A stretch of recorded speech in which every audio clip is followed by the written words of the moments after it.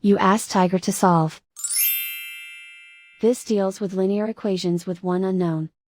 The final result is h equals -35/4. Let's solve it step by step. Simplify the expression. Expand the parentheses. Multiply the coefficients. Simplify the arithmetic. Group like terms. Simplify the arithmetic.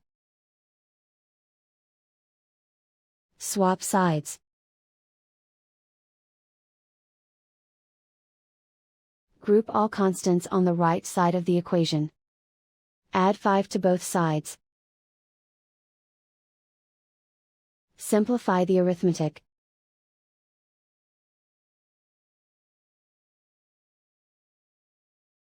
Isolate the h. Divide both sides by 12.